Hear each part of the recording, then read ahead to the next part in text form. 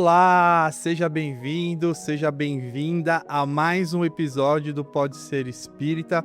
Hoje nós vamos falar de um tema cada vez mais presente na nossa sociedade: transtorno de déficit de atenção e hiperatividade, TDAH, e o transtorno do espectro autista, o TEA. Nossa proposta é ir além do diagnóstico, além das classificações, buscando compreender essas experiências com o olhar da doutrina espírita. Vamos refletir sobre desenvolvimento, individualidade, reencarnação, mas acima de tudo, sobre acolhimento. Pois cada ser é único na sua forma de sentir, perceber, existir, e para muito além do diagnóstico, existe um espírito, uma jornada espiritual, esperando contar com a nossa acolhida e a nossa compreensão. Se você tem a expectativa de entender o porquê espíritos encarnam com esse transtorno, talvez você vai se frustrar, porque o nosso foco aqui hoje é compreender como auxiliar, como aprender, como sustentar a nossa caminhada, para que esses irmãos possam ser acolhidos no que estão vivenciando. Para falar desse tema, nós temos um convidado muito especial, mas eu quero que quem apresente o nosso convidado seja o meu parceiro de Pode Ser Espírita hoje, o Davi. Davi, alegria estar com você hoje, fazendo esse episódio do Pode Ser Espírita. Léo, muito obrigado. É um prazer enorme realmente estar aqui para a gente poder conduzir junto, em parceria, esse episódio. Quanto ao nosso convidado, já tem estado conosco algumas vezes, tem nos auxiliado bastante a entender sobre vários temas. E eu já começo agradecendo por mais uma vez a sua disposição de estar aqui conosco no Pode Ser. Seja bem-vindo, Dr. João Lourenço Chinaglia Navarras. Eu já lhe passo a palavra, mas antes me permita apresentá-lo. Bom, o nosso convidado é médico, psiquiatra e psicoterapeuta formado pela Faculdade de Santo Amaro, Unisa. Também é especializado em dependência química no modelo Minnesota de tratamento. E eu aproveito para, se o senhor puder rapidamente depois nos explicar o que significa sobre esse modelo, acho que seria bastante interessante. E também apresenta o programa Novamente e Mente 5.0 pela Rádio Boa Nova e TV Mundo Maior, ambas emissoras da Fundação Espírita André Luiz. Obrigado por retornar ao Pode Ser Espírita. Seja muito bem-vindo mais uma vez. Eu que agradeço poder contribuir com a casa, que vai fazer 90 anos. Eu estava até fazendo uma conta, desses 90, uns 30. No terço final, né? Um terço. Um terço final. E claro que eu recebi muita ajuda, não tem como não retribuir, pode contar comigo sempre que precisar. Tá, obrigado. Bom, eu vou começar perguntando ao senhor falar sobre TEA e TDAH em ambiente religioso parece ser um tabu. Eu queria ouvir o que o senhor acha. E se eu puder retomar aquela explicação sobre o modelo Minnesota, eu já agradeço também antecipadamente. A gente estava até conversando um pouco aqui, né, na verdade, que hoje em dia existe uma preocupação muito grande em dar nome para os comportamentos das pessoas, né, e taxá-las de alguma classificação. Hoje está em voga o CID-10, que já virou o CID-11. Quando eu comecei a estudar psiquiatria era o CID-9 ainda, né? Eu estava comentando que a única escola psiquiátrica genuinamente brasileira era o Dr. Aníbal Silveira, cuja nosologia dele, quer dizer, o nome que ele dá para as entidades nosológicas, para as doenças. Nosologia. Nosologia ou nosografia, né? Aprendendo aqui, Davi. Não é feito em cima de sintomas, sim em cima de comprometimento físico-mental. O que significa isso? De uma maneira inversamente proporcional, todas as nossas funções psíquicas dependem do cérebro e da mente. Quanto mais um comprometimento é do cérebro, então nós estamos caminhando para a neurologia. Quanto mais é psicológico, nós estamos caminhando para a psicologia. Quando os dois estão muito juntos, perto do outro, é a tal da psiquiatria. Então, tem doenças que são causadas por lesão meramente cerebral, só que isso tem um quadro psiquiátrico. Então a gente não vai taxar o nome daquela doença por causa dos sintomas. e sim como aquele ser humano desenvolveu, através do tempo, na vida dele, aquela dificuldade cerebral que repercutiu numa função psíquica que a gente olha de fora e fala, está diferente. Né? Então, assim como a gente fala da catapora, né, que a minha catapora não é igual, né, a do Leonardo e nem a do Davi, os transtornos mentais também não são iguais. Né? E você perguntou do modelo Minnesota, né? O modelo Minnesota foi inspirado é um tratamento específico para quem tem doenças da compulsão, entre elas o álcool e drogas. Nasceu lá no estado de Minneapolis, Minnesota, nos Estados Unidos, porque lá é a capital do behaviorismo, que hoje o pessoal chama de tratamento cognitivo comportamental, né? TCC, não? É o tal do TCC. E lá foi no final da Segunda Guerra Mundial, estava sem médicos, aí pedindo para um psicólogo ficar cuidando dos doentes mentais até que os médicos voltassem da guerra. O que ele fez? Ele separou os dependentes químicos, naquela época a maioria era álcool, né? Realmente pessoas com transtorno mental. Por quê? Porque o alcoólico, depois de uns 7, 10 dias, tá ótimo, voltou só normal, está desintoxicado. Só que o método deles, o TCC, conseguia, no máximo, o behaviorismo, uma recuperação de 10%. Aí ele pediu ajuda para a Irmandade de Alcoólicos Anônimos, que só tinha 10 anos naquela época. E aí pulou de 10% para 90% a recuperação. E o modelo Minnesota nada mais é do que dar um propósito novo de vida para a pessoa, onde beber não faz mais sentido. Então, todo um tratamento que a gente fala que é uma recuperação espiritual. Então, quando a gente fala modelo Minnesota, não é só parar de usar, né? Não é só resolver seus problemas psicológicos, não é só você se reinserir socialmente. É ter um propósito de vida que normalmente é guiado pela espiritualidade. É isso. Excelente, doutor. Com base na sua primeira resposta, e a curiosidade que eu tinha era exatamente essa. Esse aumento no número de diagnósticos de TDAH, de TEA. A minha pergunta é se hoje em dia nós temos mais condições de detectar esses transtornos e por isso esse aumento. Hoje em dia, o nosso estilo de vida moderno, telas em excesso, etc., é mais propício para que esses transtornos apareçam, ou simplesmente é, como o senhor disse, um modismo pelo fato de que a teoria psiquiátrica mais aceita, fala mais sobre essas coisas. Então, eu acho que realmente existe o momento da doença. Muito interessante. Eu já tenho quase 30, 40 anos de formado. Eu já ouvia se falar quando era residente, e agora, depois de tanto tempo, eu comprovo isso. Uhum. Houve uma época em que a doença da moda era a síndrome de Down. Depois teve uma época em que a doença da moda era a esquizofrenia. Depois nós passamos pela bipolaridade, nós passamos pelo TDAH e agora nós estamos no TEA. Porque não existe uma estatística, sim, que mostra um aumento dos casos, provavelmente por causas contemporâneas. Ontem eu estive lá no canal do Bem falando exatamente sobre isso, sobre a doença da tela, né? E que é uma doença secular, porque a gente não tinha isso no século passado. É desse século essa doença, né? E é uma das causas que pode estar causando, pode estar causando redundância, mas é um dos comportamentos que pode estar causando essas dificuldades de concentração, principalmente porque o adicto à tela começa com a tenridade.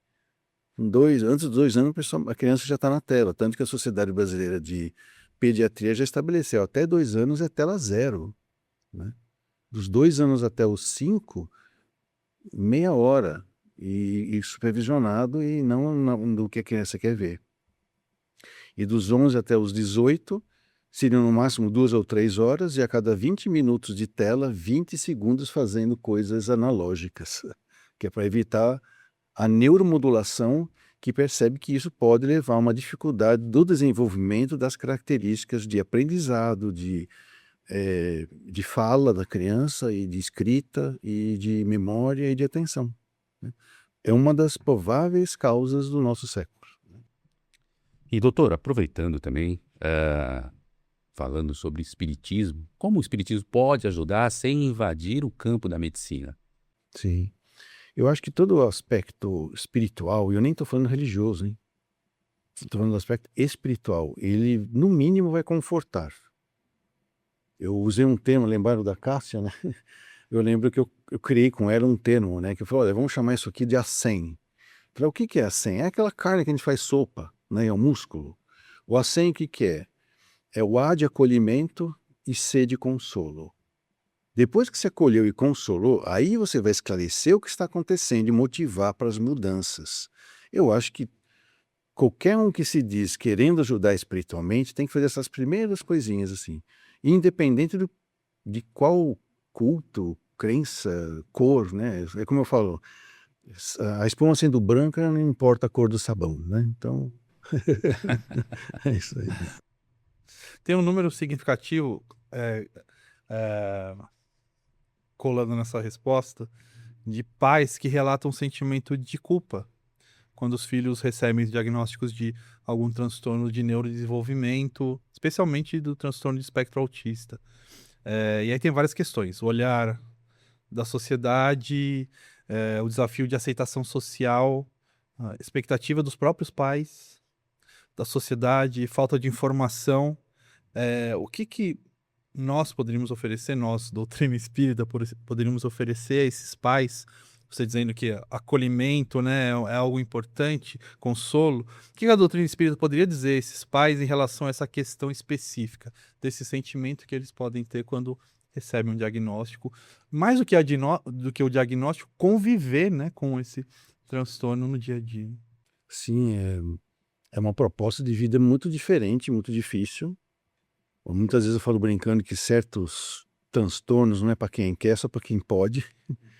Reencarnar, eu quero reencarnar com um filho autista. Oh, não, vai com uma frieira no dedinho do pé direito, que dá para acostar com o do esquerdo, que é o que você aguenta, cara. Tem pessoas que têm envergadura espiritual para enfrentar dificuldades. E não é no sentido, como a gente costuma dizer, é meio comum falar, tá vendo, jogou pedra na cruz, sei lá, essas coisas, vai nascer. Não, não é nada disso. Tem muita proposta reencarnatória que não é no sentido de punição, ou de reparação, ou de... Não, é proposta. É proposta, ó, eu quero ter essa vivência, né? Ou então, porque eu quero desenvolver essa habilidade. E isso não é só com autistas, ou com transtorno do espectro autista. Filhos que nascem com paralisia cerebral, é tão difícil quanto. Aí você vai olhar... Eu que trabalhei nas casas André Luiz, é uma angústia muito grande. A grande maioria do pessoal que tem paralisia cerebral, o grau de autismo ou de sintomas autistas é muito frequente. E o diagnóstico deles não é TEA, eles têm um sintoma autista. Eles não olham no seu rosto, porque lhes falta metade do cérebro, né? Agora, quando você vê um filho inteirinho, né, que depois de uma certa idade perde o contato visual, né? Parece que tudo que ele aprendeu, ele descarrilha e vai perdendo e vai voltando a uma situação de outra maneira de se comunicar. É o que a gente vê o tempo todo lá, os 600 pessoas que vivem lá na unidade de longa permanência das Casas André Luiz. Ah, então que vivência. Sim, mas você vai conversar com as mães ou com os pais, num princípio culpados, que eu falo que é um ciclo, né? Primeiro é raiva, depois dá culpa, depois dá medo, porque o que vai ser deles? Porque a gente vai morrer, eles vão ficar aí, né? Depois quer ficar controlando a situação, até que a gente fala, vamos quebrar esse ciclo, que é muito angustiante. Ah, mas com o quê? Com a responsabilidade. Mas eu sou responsável, eu pago as minhas contas, eu cuido deles. Não, não é isso, ser responsável, responde pelo que você sente, né? Você sente medo? Fala, eu tenho medo que ele fique sozinho, o que eu vou fazer com ele? O que ele vai fazer na vida sem eu, né? Eu acho que isso é que entra a proposta espiritual do acolhimento, do consolo, porque eu vou transferindo para a pessoa ferramentas, instrumentos, instruções para usar esses instrumentos e que saem instrutores que o auxiliem a lidar com aquela situação e, mais que eu acho mais interessante, estudar a sua dor para não virar uma revolta. Porque senão você não tira proveito do aprendizado. Eu fico imaginando eu ir na escola, a professora me obrigando a fazer o carreira de caligrafia, além de não fazer, ainda joga o caderno na cara dela e fura o olho com o lápis. Como assim? Espera aí, tá doendo. Ah, é porque eu sou canhoto. Ah, tá bom, vamos ver o que está acontecendo. Você vai aprender a escrever, né? Não sei se eu estou de cortar, eu queria só emendando, porque acho que é importante a gente entender o que identifica alguém que tem TDAH e TEA? O senhor falou um pouco de como há esse excesso de diagnóstico, mas o que seria uma pessoa que tem TDAH? O que ela apresenta de uma maneira geral, obviamente, é a pessoa que tem um espectro autista. Então, no TDA ou no TDAH, a pessoa tem uma dificuldade de concentração e foco, que é uma questão cerebral, corrigível do ponto de vista de medicação e também corrigível por meio de treinamento, certo? Às vezes, eu recebo muitas vezes crianças no meu consultório, já passou em vários médicos, tem TDA, tem TDAH, e ninguém deu jeito. Aí eu faço algumas perguntas, né, que é uma anamnese biográfica, não é só um teste que eu aplico para saber se ele tem TDAH ou não, e eu acabo descobrindo que aquela criança tem depressão desde pequenininho, né?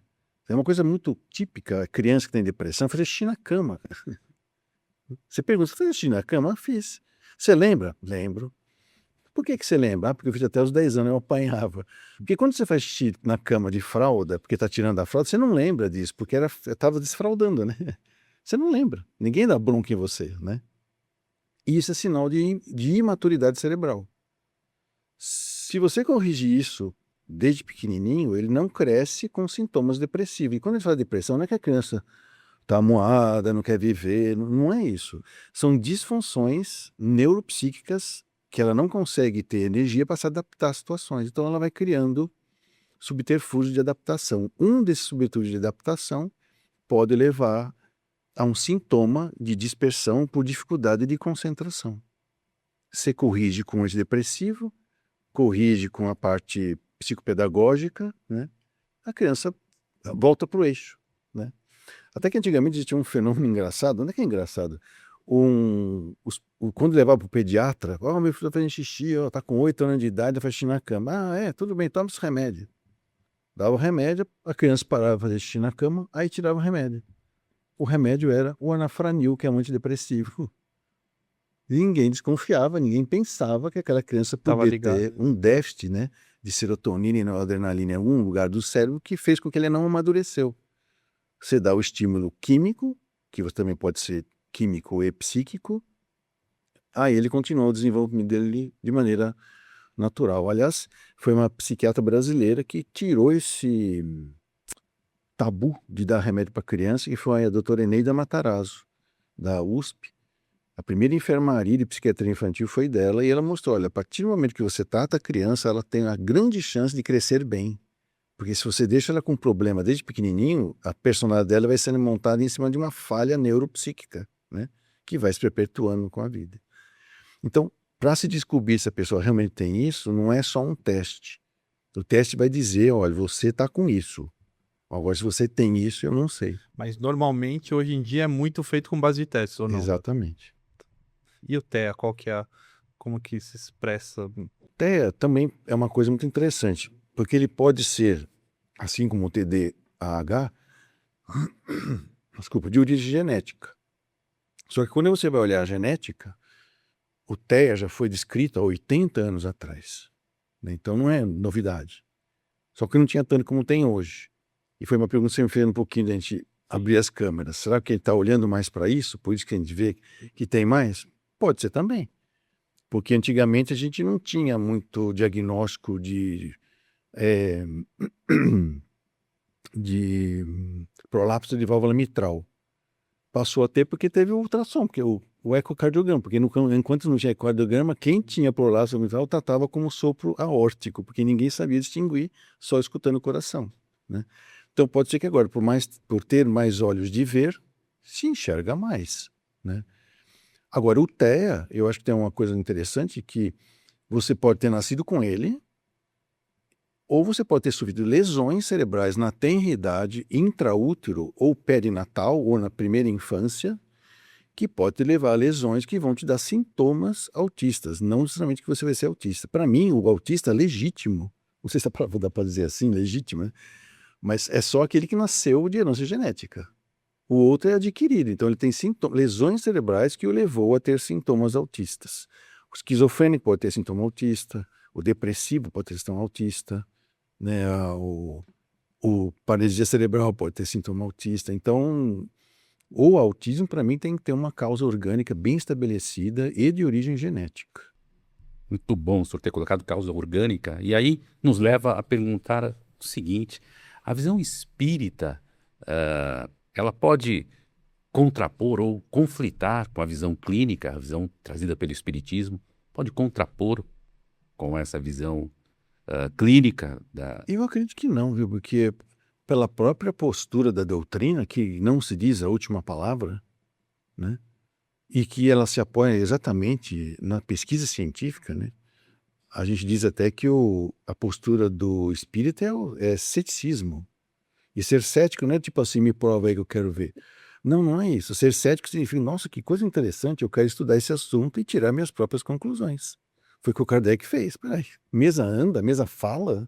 Não é eletricidade não, porque estava começando. Ele começou a pesquisar no ceticismo dele. Olha, tem um sistema físico aqui, né? Tem umas coisas científicas, tem uma filosofia por trás disso. Essa filosofia, chegamos no Cristo, cara, né? Mas foi um sistema cético, né? Então eu acredito que não tem, acho que a doutrina espírita, ela é acolhedora, inclusive nesse sentido, no sentido científico da coisa, né? Do ponto de vista espiritual, esses espíritos, você falou muito de como essas coisas acontecem por questões que ocorreram na vida aqui já encarnado, ou que a pessoa traz na genética, que se apresenta no corpo.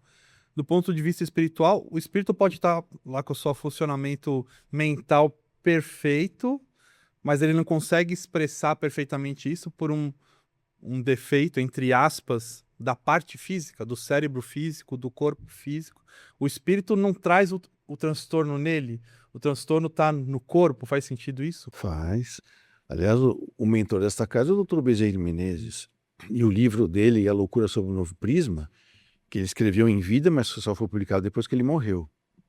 Ele mostra lá um método para você saber se a doença é espiritual, se a perturbação do doente mental na época é espiritual ou se era doença orgânica. O que ele fazia? Era uma coisa muito simples. Ele pegava um médium idôneo, treinado, né, educado, evangelizado, né, e evocava o espírito do doente, do encarnado. Se ele se apresentasse bem, então o problema era do cérebro. Se ele se apresentasse perturbado ou se apresentasse o obsessor, então o problema não era cerebral. Então, o doutor, conversamos sobre ele é do FL, o Alberto Calvo, que eu tive aula com ele, né? E ele falava assim, o que é o seu sistema nervoso? Naquela época eu era meio espírita roxo, eu falei, não, eu sou o que eu sou meu espírita. Ele falou, não, você é o que é o sistema nervoso, porque você pode ser um anjo de ternura ou um demônio das trevas. Se o seu cérebro não funcionar direito, você não consegue nem ser anjo, nem demônio direito. Aí eu fico imaginando, eu sempre falo brincando, imagina um demônio depressivo, né, num Cérebro depressivo. Eu queria fazer uma maldade, mas acho que eu vou deixar para amanhã. Sem energia para isso. Isso. Então, realmente, o cérebro, ele vai dar um colorido ao que você é, né? Então, se você nasce e herdou geneticamente, talvez até seja uma proposta de reencarnatória você nascer com um cérebro com algumas limitações. Aí vem aquela pergunta que todo mundo gosta de fazer no espiritismo, né? Por quê? Né? Ou por que eu? A pergunta não é por quê, porque o porquê ele explica. A pergunta é para quê? O que fazer com aquilo? Que é o que justifica. Aí as pessoas, nossa, então é justiça? Sim, justiça divina. Mas Deus é assim? Te peguei e agora você vai... Não. Justiça divina significa o que seria bom para você continuar se ajustando às leis de amor. Uma experiência com terra na sua vida ou na sua família, se isso te ajustar às leis de amor, você está pronto para isso. Se isso não te ajustar às leis de amor, a justiça divina não está sendo executada, né? E acho que é difícil quem não está no seu devido lugar, né? É difícil. Doutor João, uma pessoa com TEA, ela pode ter alguma limitação nesse aspecto espiritual? Eu acredito que não, viu? Acho até que pelo contrário. Eu acho que o sofrimento do TEA é porque essa coisa de o corpo dele não responder de acordo com o que ele sente e pensa, né? Por exemplo, em Franco da Rocha tinha uma paciente que os residentes, a gente via ela lá na primeira clínica e a gente via que ela só andava dançando. Andando. Falei, por que ela fica dançando o tempo todo? Aí a gente foi ao prontuário dela, ela estava lá porque tinham abandonado ela lá. Né? Naquela época existia muito disso, né? O dente mental não tinha tratamento, o sistema asilar abandona. E como é que se abandona? Vai lá, dá o endereço errado e não volta mais. Naquela época não tinha como checar essas coisas, né? E aí nós trouxemos o pavilhão escola. Aí nós descobrimos que ela tinha uma catatonia, junto com os sintomas autistas que ela tinha. Verificamos tudo, ela tinha tido uma sequela de uma virose cerebral, que na época não tinham visto quando era criança, e ela cresceu com esse sintoma catatônico. E os sintomas, ok. Aí só que ela, o que a gente descobriu? Que ela não tinha coordenação motora, é a catatonia, né? Então ela não conseguia andar. Só que ela era muito inteligente. Então ela não tinha privação da inteligência, tinha privação cerebral para demonstrar a inteligência. O que ela descobriu? Que quando ela queria ir para os lugares, se ela pensasse em andar, ela não andava. Mas se ela pensasse dançando, ela ia. Né? Então ela foi. Então aquilo que ela fazia era uma maneira de burlar. Era como se o espírito estivesse tentando burlar a limitação física do cérebro. Exatamente. Exatamente. É o que a gente viu também nas casas André Luiz. A tal da comunicação. Como é que era o nome? Esqueci. Paralela, tem um outro nome. Um dos que já faleceu, viveu quase 60 anos de idade, ele escreveu um livro sem nunca ter falado, só olhando para as letras, assim, que era comunicação alternativa.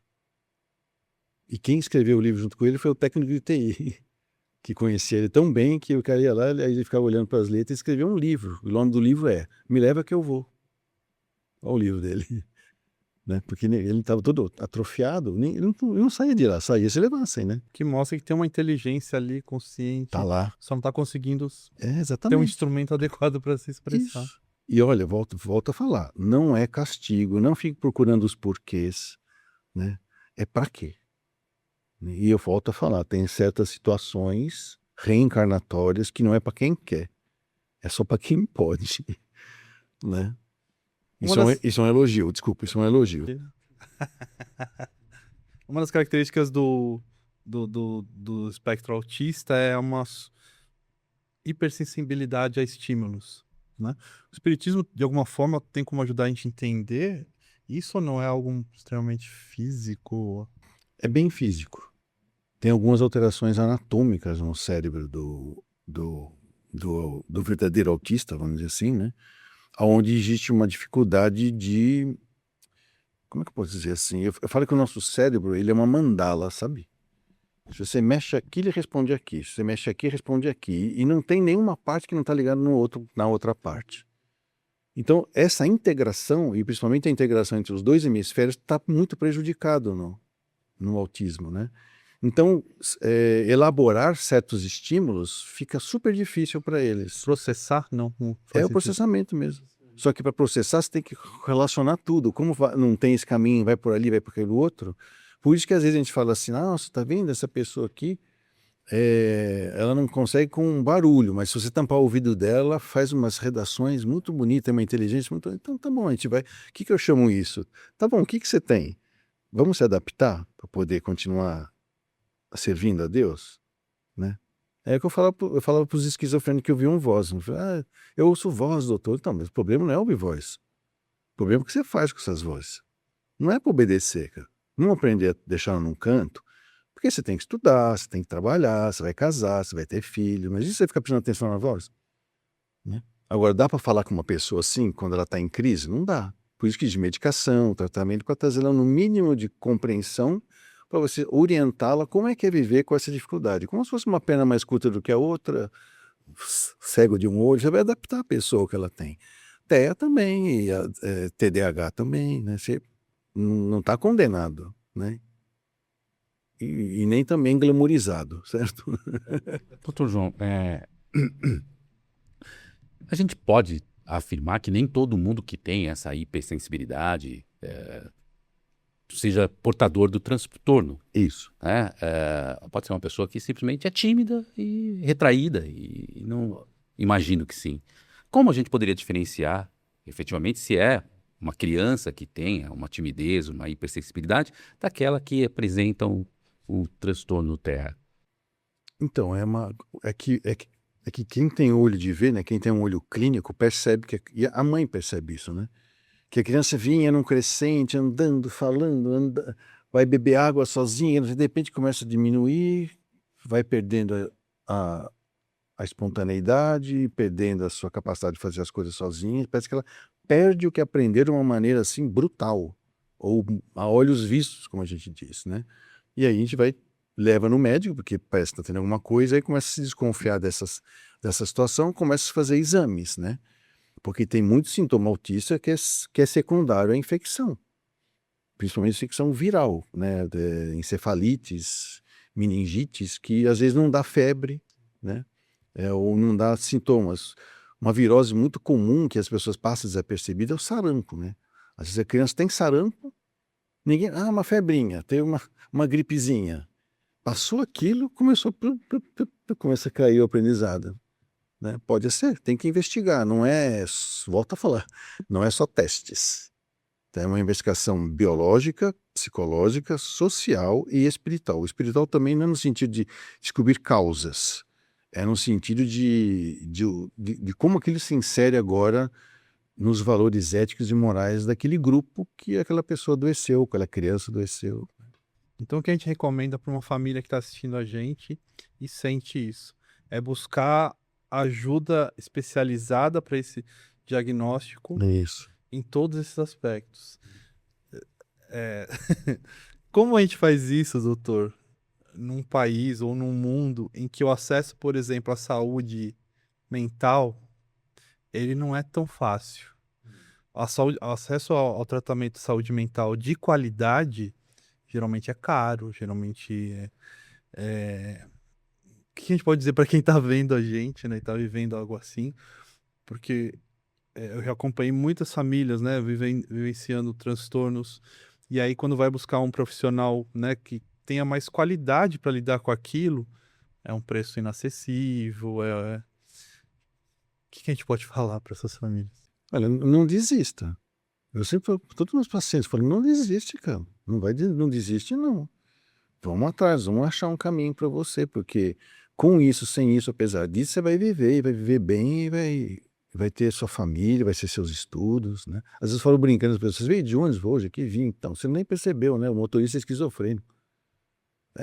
Não, o tratamento é tão bom, ele encontrou um lugar tão bom para tratar dele, que, olha, casou, estudou, tem motorista de ônibus na hora de folga, porque ele paga a faculdade dele, né? Então, não desista, vamos atrás, a gente vai buscar, tem que encontrar. Normalmente, acho que a melhor pessoa para poder ver isso é o pediatra, que tem olhos de ver. Depois, ele talvez possa pedir ajuda a um pedopsiquiatra e, em última análise, a um neuropediatra, né? Que dá para você perceber, ele vai ficar bem claro o que é, vai fazer investigações clínicas de sorologia, investigar, né? A parte orgânica, porque às vezes você trata, aquele processo interrompe, e aí a criança volta, né? Se não é um caso de transtorno adquirido de genética, o quanto antes você intervém, melhor. E aí o papel da família Sim, é essencial. sim. É o olho de ver, mas toda mãe percebe que a criança ficou molinha, depois que ela ficou molinha, não voltou mais ser o que era, que ela teve uma infecção sem febre, né? Então, a mãe percebe, né? O senhor comentou que sua pode ser atenuado por tempo, então vai oscilando, é isso? Os sintomas isso, ao longo da vida para esse... Pode. Até porque se você pegar o caso mais grave, com o tempo, o pessoal não gosta muito disso, mas é que a palavra não cai bem, mas é exatamente isso que ele tem que fazer. Tem um método que você treina a pessoa, né, a criança ou adolescente com TEA, em que ele aprende a gerenciar a vida dele, apesar das falhas de chip dele lá, vamos dizer assim. O pessoal chama isso de técnica de ABA. Tem gente que não gosta disso porque diz que isso desrespeita o ser humano, a parte humana. Mas se você não adestra o seu filho, né? E isso é adestrar. É que nem a moça que andava dançando. Ela descobriu sozinha que ela Para andar, ela tinha que dançar. Depois nós tratamos dela, ela conseguiu voltar a andar. Aí, uma das colegas nossas falou, bom, acho que a gente fez uma pequena sacanagem, né? A gente levou ela a aprender a dançar depois. Só que ela foi aprender a dançar de verdade. TDAH é uma condição de neurodesenvolvimento que afeta funções executivas do cérebro. Como que a gente pode compreender essas dificuldades de atenção, impulsividade, de regulação emocional que o TDAH apresenta, sem transformar isso em julgamento moral, em falha de caráter, né, ajudando essas famílias que às vezes têm, né, esse julgamento de quem vê de fora. Sim, eu acho que a questão do preconceito, né? As ideias arraigadas que eu falo, né? Ou ideias supervalorizadas em função de ter uma pessoa diferente na família, né? E volto a te falar, uma época foi síndrome de Down, depois foi esquizofrenia, depois foi bipolaridade, e agora agora o negócio da vez é o TEA e o TDAH, né? Tá. Então muitas vezes fica aquela ideia de que é uma criança mal educada. Pode ser. Tem que fazer diagnóstico diferencial. Não é errado pensar que pode ser. Agora, quem que faz diagnóstico? É o comadre, né? Que vai falar mal da criança do vizinho? Ela não sabe. Ela pode falar, olha, o comportamento dessa criança me incomoda, eu não sei o que é isso. Isso ela pode falar, ela está indo do contexto dela. Olha, me irrita crianças que têm esse tipo de comportamento. Tá bom, então, mesmo que essa criança tiver um TDAH, então eu nunca chamaria você para tomar conta dela, porque você não tem perfil para isso. Como tem gente que não tem perfil para tratar de dependente químico, tem gente que não tem perfil para trabalhar em UTI, né? É perfil, né? Agora, é isso que eu acho que é interessante, é julgar, condenar e executar, né? Sem ter lido os autos, né? Então, a gente sugere que as pessoas tenham, se não tem paciência, tenha pelo menos compaixão, né? Não sabe ajudar? Então, toma distância e indica quem sabe, né? Justo. No Espiritismo a gente fala em educação da vontade, né? Você precisa educar a vontade. E como aplicar esses princípios no TDAH? E de forma amorosa, né? De forma que possa se respeitar os limites neurobiológicos da criança ou da pessoa. Como? Eu acho que quando a gente fala de treinar a vontade, é uma coisa que é interessante, é a pedagogia, né? Pedagogia é a arte de contrariar, né? Lembra da Super Nanny? Sim. Nenhuma das Sim, duas eram psicólogas, nem a inglesa, A né? inglesa e a brasileira. Nem a depois. brasileira do Silvio Santos. As duas eram pedagogas. É a arte de contrariar. Então, você vai falar assim, então como é que eu vou contrariar um TDAH para poder direcioná-lo minimamente a ter uma autorregulação? Tem técnicas para isso. Tem que procurar a pessoa que tem perfil, se estudou e gosta de fazer isso, né? E funciona. É a mesma coisa com o TEA também. E às vezes a gente tem que ouvir a mãe. A mãe sempre dá as dicas pra gente. Ela fala assim, olha, meu filho, quando ele começa a ficar agressivo, eu ligo o aspirador. Ele para. Aí fala assim, é ruído branco. Né? Aí tem que perguntar, você fica ameaçando ele com o aspirador? Não, eu só ligo, ele para. É o ruído branco. Fala, isso é interessante, vamos tentar por aí, tentar. Dentro da aba, o que a gente consegue fazer com que ele se pare, se concentre e aprenda pelo menos a escovar os dentes. Né? Eu acho que é importante isso, né? Essa busca, e isso é muito personalizado. Né? Por isso que a gente tem que adestrar, tem que educar. Agora, tem técnicas para isso e tem gente que tem perfil para isso, tem gente que não tem perfil para isso. Né? O pessoal que é treinado para isso, eles são muito bons nisso. Bons, quando eu digo, na técnica e bons de coração. Eles sentem a criança, sente o adolescente, sabe, ensina o pai e a mãe, ó, é assim, assado, não sei o que, cozido e frito, né? E vamos em frente. Você falou mais de uma vez aqui, precisa ouvir a mãe. A mãe nem sempre, os pais nem sempre são ouvidos em situações como essa. Não é que não Eu são... tô entendendo errado, porque mais de uma vez o senhor falou assim, É, precisa ouvir a mãe, precisa... Nem É. sempre a família é ouvida nesse... Porque existe uma coisa da tecnologia tentando pegar a pessoa e encaixar nos diagnósticos, encaixar nas protocolos, nos algoritmos, e ninguém ouve mais ninguém. Ninguém ouve, tem que ouvir, conversar. Às vezes a mãe, só de ela explicar o que ela vê, ela já alivia. Fala, então não estou vendo coisa. Não está vendo coisa, não. Ele tem isso sim, mas vamos fazer assim, assado. Isso já é acolher, né? Até porque é uma coisa interessante. Quando eu era interno do 6º ano, aqui no Hospital da Vergueiro, no Hospital Municipal ali, né? Então eu chegava muito cedo, e saía bem tarde. Eu falava que eu fazia o anteperíodo e o 3º período. Porque eu gostava de conversar com as pessoas sem o forfé da medicina acontecendo, né? E aí eu descobria coisas que os colegas não descobriram nem a pau. Por quê? Porque eu ouvia, né? A enfermagem falava assim, eu meço, eu anoto o quanto ele fez de xixi, porque eu sei que você vai ver. Eu falei, mas pô, você não é da equipe, eu sou da equipe, eu não vou te ouvir, eu não vou ouvir a mãe, né, que convive com ele 24 horas, não tem sentido. Pai também, irmãos, né? É informação. Pode falar. Não, pode ir, por favor. Eu ia perguntar, talvez seja até a mesma pergunta que você vai fazer, mas eu ia perguntar a respeito dos educadores. Se eles podem, como apoiar, né, esse comportamento, ou a pessoa que tem o transtorno, o TDAH. Sim, eu acho que sim. Acho que a única coisa que eu acho que é interessante, que talvez nós vamos acabar chegando na questão da inclusão, né? Eu acho que eles podem ser incluídos sim, eu acho que é importante, desde que você tenha staff e tecnologia para isso. O que a gente vê é simplesmente pegar a criança com alguma dificuldade e jogar no meio das outras crianças, e uma professora sozinha, com 40 alunos, mais 2 especiais que eles chamam, sem ajudante, sem assistente. Isso não é inclusão, né?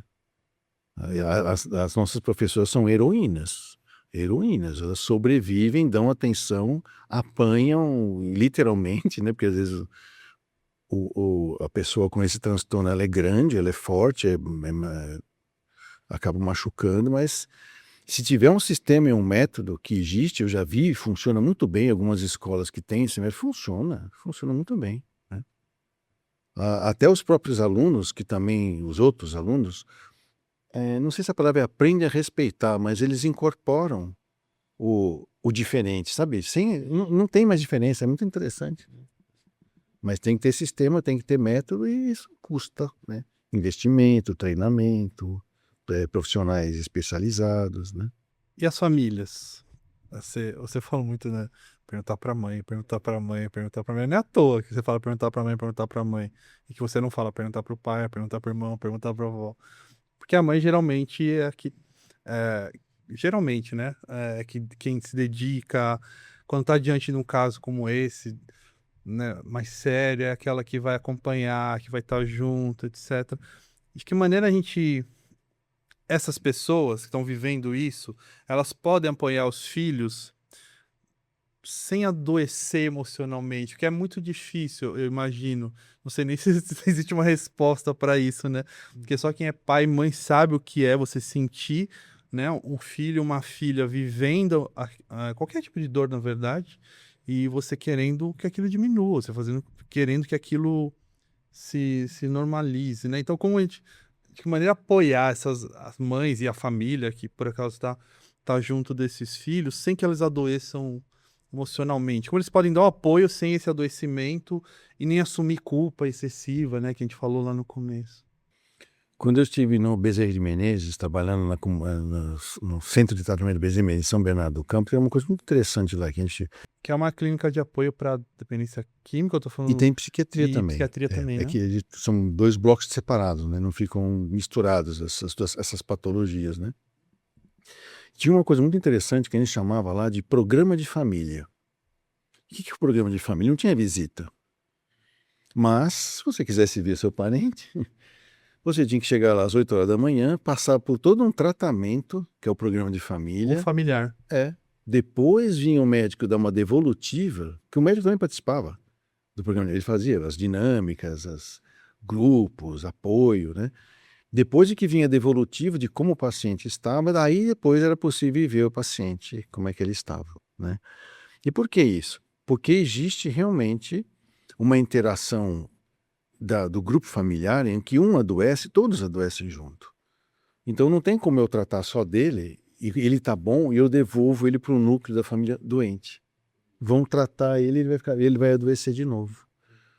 Então acho que essa preocupação, acho que deveria existir em todo mundo que vai um dia cuidar de um transtorno que compromete, como é que chama? A regulação da família, né? Porque muda toda a rotina da família, né? É muito complicado. Dependência química, então, mais ainda, né? Doutor João, o senhor falou vários comportamentos, várias posturas, mas para a gente poder marcar efetivamente como agir de forma ética e responsável diante do TEA e do TDAH. Então, eu volto a dizer, se isso te incomoda e você não sabe o que pensar sobre isso, e você vai acabar julgando, condenando, executando pelo que você ouviu falar, então toma distância, porque você não vai ajudar, né? Agora, se você se interessa, tem vontade, não leva para o lado pessoal, tem coração, vai estudar. Vai estudar o assunto, vai ler, mas não fica lendo isso, como é que chama? Nos scrolling da vida aí, né? Vai fazer um curso, tem cursos que você pode aprender para leigos ou para quem não é leigo, para você poder entender como é que você ajuda, como é que você conversa com família. Se você quer ajudar, você tem que buscar informação. Isso também é um lema nosso também lá da clínica, a gente fala isso, que a desinformação mata mais do que as doenças. É por isso que eu falo brincando às vezes, se eu sabesse, não teria fazido. Se você soubesse, não teria nem falado errado, né? É verdade, né? O que você sugere? É estudar português, né? É isso. E centros espíritas? O que a gente pode fazer na prática para incluir, para receber essas pessoas que chegam vivenciando, pessoas e famílias que chegam vivenciando esses transtornos? Eu acho que a interação entre grupos, né? Fazer grupos de interação, né? E junto com isso, uma assistência espiritual.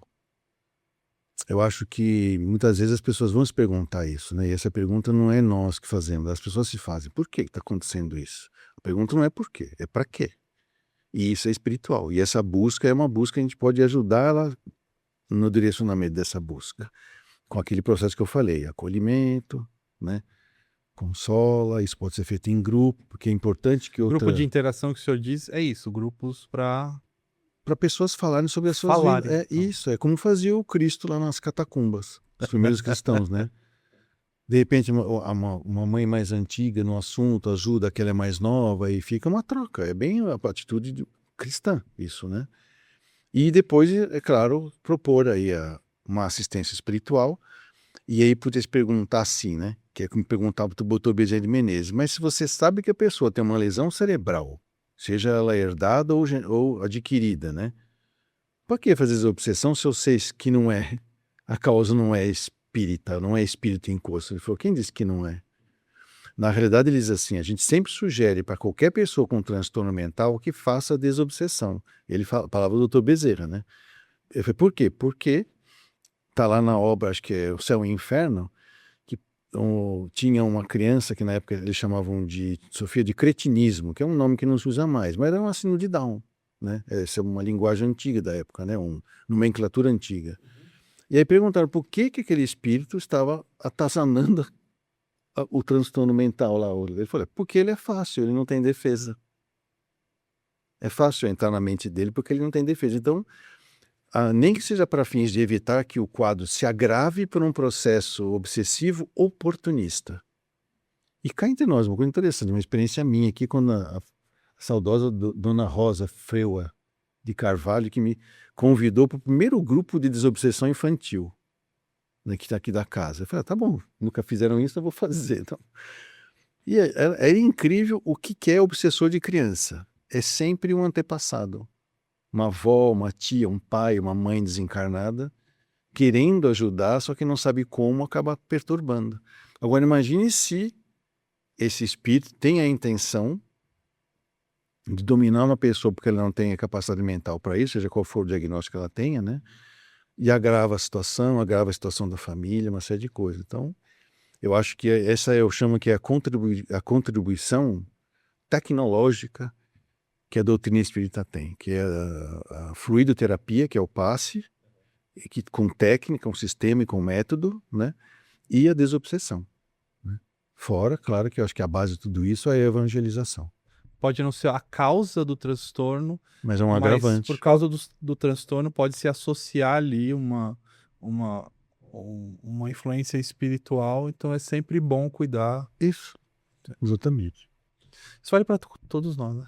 É, Vale para exatamente. todo mundo da vida. Sim, É, sim. exatamente. Porque a Tem gente momentos que a poderia gente não dizer, tá tão bem, né? Diga daí. a gente poderia dizer que há um limite entre ajudar espiritualmente e invadir o campo clínico no tratamento ou não. Eu acho que não. Eu acho que a doutrina espírita tem um cuidado muito grande com isso. Tanto que pega qualquer papelzinho nosso aqui de assistência espiritual, está escrito assistência espiritual, como que é? Não dispensa. substitui. Não substitui o tratamento médico ou psicológico, né? Então, eu acho que fica bem claro que isso, a gente faz um adendo a mais em termos de entender que existe a espiritualidade e uma coisa mais interessante, que não é só no sentido, eu vou na federação porque eu já estou tomando remédio, já estou fazendo terapia, né? Já estou reinserido socialmente, agora eu vou fazer um ziriguidum lá para tirar esses obsessores de mim. Falou, não vai adiantar nada se você continuar com suas pequenas falhas de caráter. E aí você vai ter que fazer, mas então eu tenho que ir lá, não é só tomar parte, tem que estudar o evangelho. Sim, porque é um mecanismo aquele que Jesus nos forneceu para trabalhar nessa fase nossa evolutiva, que é o ego. Foi muito bom ter ego, a gente desenvolveu o nosso intelecto, só que agora nós vamos mudar para isso. E para fazer isso é a recomendação do Cristo. Como é que eu saio do egoísmo? Cuida do outro. Fora da caridade não há salvação. Então, quando a pessoa vem aqui na casa, no final, lá no fim, quando a gente fala acolheu, consolou, esclareceu e motivou o quê? Muda, né? Esse é o lema dos neuróticos anônimos, né? Quem não muda, continua doente, né? Considerando isso, as casas espíritas, nas suas assistências espirituais, o senhor já falou um pouco sobre isso, né? Quando eu falei dos grupos de interação, mas talvez poderia ter considerando o que o senhor disse que fazia lá na clínica Do de Bezerra São Menezes? Bernardo, né? Que Isso. cuidava também dos familiares, né? As assistências espirituais das casas espíritas também poderiam auxiliar, sustentar, dar um apoio maior para os familiares responsáveis pelos cuidados das pessoas, né? Com TEA, TDAH. Eu sei que até uma preocupação na nossa casa mesmo, né? Nas assistências especializadas de dependência química, Sim. em falar sobre temas que importam para quem também é grupo de apoio, etc., rede de apoio. Como você vê, isso é importante também cuidar espiritualmente, né? Isso. Então, eu acho que talvez a casa espírita não tenha envergadura para propor fazer grupos terapêuticos, porque a proposta dela não é essa, né? Ela não é um grupo de psicólogos, né? Ou de médicos ou coisa parecida, mas eu acho que ela tem que saber orientar, né? Procura assistência em grupo, vai nesse grupo aqui e tal. A pessoa pode vir aqui e falar, olha, você tem dependência química, nós temos uma assistência aqui especializada nisso, mas vai no NA, vai nos narcóticos anônimos. A gente pode sugerir isso, não é? Como a gente fala, olha, não deixe de ir no médico, né? Eu acho que a gente, no mínimo, pode fazer isso, né? Procura o grupo tal, um auxílio assim, assado, porque aqui nós vamos cuidar do que isso significa na sua vida, para que isso veio acontecer na sua vida. Isso é um chamamento para você prestar atenção em alguma coisa, não é castigo, não é presta atenção, não é nada disso. É uma proposta de rever rumos e distâncias na sua vida, né? O que me ocorre aqui é que as áreas de assistência espiritual das casas espíritas deviam estar mais atentas à realidade que estão inseridas. Eu sei que muitas estão, no sentido de saber, né? Se eu recebo uma pessoa aqui que está vivenciando um transtorno espectro autista, de déficit de atenção e hiperatividade, saber, que na minha cidade eu sei que tem um grupo, ou na cidade próxima eu sei que tem um grupo que faz grupos de interação, faz grupos terapêuticos. A gente está mais atento, talvez, como apesar de estarmos oferecendo o apoio espiritual, estarmos mais atentos que outros apoios aquela família, aquelas pessoas podem procurar. Dentro do que o senhor falou, acho que faz sentido, né? A gente está mais inserido na nossa... mais atenção à Até nossa... porque para tirar também aquela ideia de que tem alguma coisa que eu vou fazer lá na casa espírita que vai fazer meu filho ficar normal de novo. Às vezes tem fantasias Não. nesse sentido, né? Sim, estalar Ah, o não, dedo, mas aí né? vai ter vamos fazer alguma coisa ali, sei lá, e vão. De repente não, de repente você vai lá, chega na casa espírita, não, a gente vai aproveitar essa situação, a gente fala o fogo do cadinho, que vai te derreter o teu ego, mas vamos tirar o sobrenadante e vai ficar um espírito puro aí, né? Agora, como é que a gente faz isso? Sozinho? Não. Eu falo brincando que sozinho a gente está mal acompanhado. Por quê? Porque a gente não se enxerga, né? A gente precisa do outro para mostrar pra gente. Então a casa espírita pode mostrar pra gente de uma maneira amorosa, tranquila, né? Mas com sistema, com método e conhecimento. Ó, isso aqui não é da gente, não. Isso aqui você tem que ir lá naquele médico. Não precisa indicar o médico, não precisa falar isso, mas ó, isso Curar aqui né? é isso. Um profissional. É isso. Doutor, eu queria resgatar o acém. Ah, do ok. acém. Tá bom. O que a gente poderia dizer como acolhimento para essas famílias que diariamente convivem com o TEA e o TDAH? Acho que a primeira coisa que é importante para quem tem uma dificuldade em transtorno mental na família é saber que ela não está sozinha.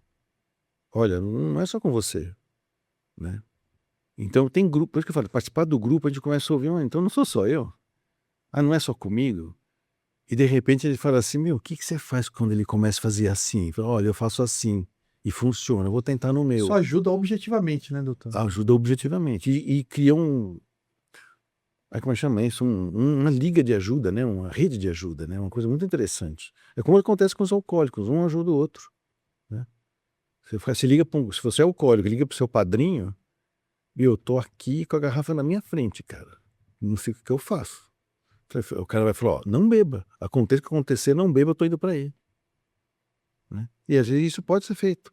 Isso para mim ensinar isso para as pessoas é uma função cristã, né?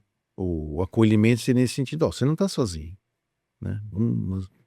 Ou como eles falam isso, se você quer parar de beber, putz, esse é problema nosso. Se não quer, continua sendo um problema seu, mas quando você quiser, nós estamos aqui, né? Que pode ser que no começo a família está revoltada, não quer fazer, não quer confirmar, né, que está com aquele problema. Então ela vai evitando as pessoas que vão falar sobre isso, mas chega uma hora que cai a ficha. É quando ela rompe o ciclo das neuroses, que eu falo, que é a raiva, culpa, medo e controle. Aí ela, então, deixa eu responder pelo que é meu aqui, né? Agora eu quero saber como. Tá bom. Informação te liberta, né?